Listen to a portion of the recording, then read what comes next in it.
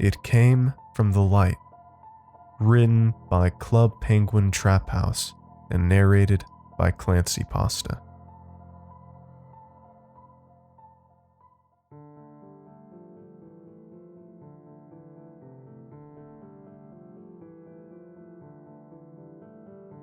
A light bright enough to blind the eyes of needles, and the duration long enough to last an eternity. It flashed from the door in the forest as I approached it. The door restrained something strong enough to bend the door itself. Time slowed down around it as the snow froze in midair. The wind grew silent. The only noise had been my heavy boots crunching on the leaves. I stopped before the door as the doorknob began to turn and found a convenient hiding place behind a tree parallel to my previous walking path. The door shuddered like an old machine, the doorknob resisting the turn that was being forced upon it. As the top of the door began to fold, I could see glowing white eyes peer through the frame from an infinite dark behind it, igniting the winter night. The ghastly figure reached its monstrous claw over the edge of the door. The doorknob couldn't hold the pressure any longer as it crashed onto the snow-covered floor of the forest. I backed away at the sight of this terrible beast, but not far enough to prevent me from observing it some more. As the thing examined its surroundings, I caught a glimpse of its hideous appearance. A gaping jaw full of short, razor-sharp teeth, and a face of pure despair, frozen in a look of terror.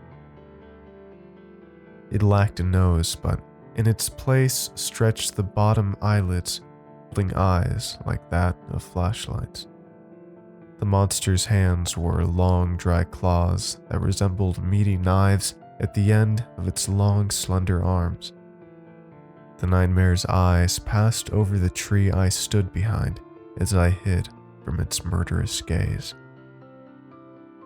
I watched as it slowly began to crouch and cower in fear, while the door slowly faded behind it. Its gaze melted the snow surrounding the area, making the trees smoke from the pure heat. The monster had a pale white complexion, looking like that of a sheet of paper.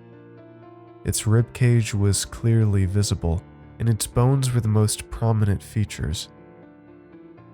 It turned to learn that the door had now disappeared entirely, and let out a blood-curdling scream. The scream was truly terrifying, like that of a wounded fox. I took this opportunity to make a run for the path that I had followed to this location. As I turned from the tree, I heard the loud crinkling of leaves below my feet. I spun around out of fear and had a full view of this horror before me. I ran as it followed close behind, its gasps and screeches growing more desperate as it took swings that narrowly missed the back of my head. I was moving closer to the edge of the forest when it stopped. I kept running as I noticed why it had stopped. I passed a red trail sign reading "Craft Light Trail" while the snow fell in front of me at a normal pace. The monster screeched in anger as it turned from my view. I walked towards my car, keeping one eye on the forest as I fumbled for the keys in my pocket. The engine started as I began my speedy exit from the forest road. I drove away, but the road seemed to never end. I stopped my car to see if I could navigate based on natural landmarks, but found that I was in the exact same place as before. The red curved sign reading "Craft Light Trail" grinned at me from the entrance to the trail. I looked away from the sign and saw that the snow had stopped as my breath followed suit by hovering in the air. I heard screeching in the distance. As that predator lurked in the darkness, its light passing over the trees and cracks in the branches. I exited the car and began to think of an idea for my escape. I held my hands over my mouth, trying to warm them up as the dark forest began its trials of insanity on my mind. I ran for as long as I could down the main road and found that nothing new had appeared. The snow was now frozen in place yet again, but the monster was nowhere to be seen. I began to walk back down the main path, but was quickly spotted by a set of bright, blinding eyes.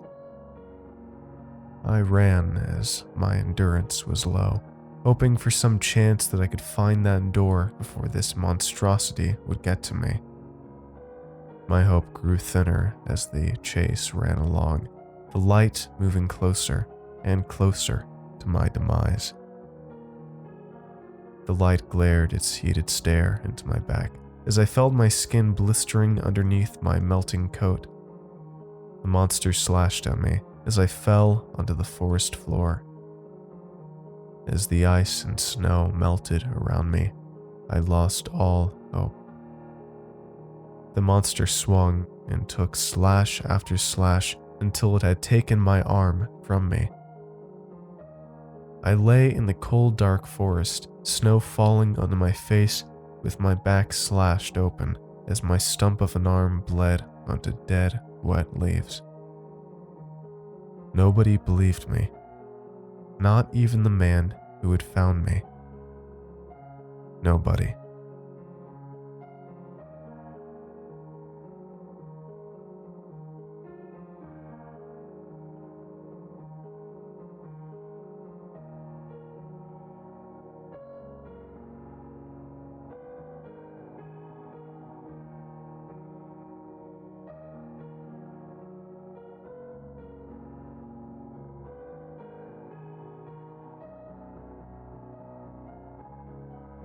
Okay. Well, thank you all for listening. I hope you enjoyed tonight's episode, and if you did, please give it a like, comment below, and subscribe for more. Huge props to the author for writing such a freaky tale, and also huge thanks for letting me narrate it on this podcast. And if you want to check out more of the author, clubpenguintraphouse's work, you can check out his Reddit page in the description. If you'd like to support the podcast, I'd really appreciate it if you would check out my Patreon link in the description. For as little as $1 a month, you can get ad-free narrations and much more. Also, don't forget to follow me on Twitter at ClancyPasta. And yeah, I hope you're all having a good start to the year and have a good night. Cheers.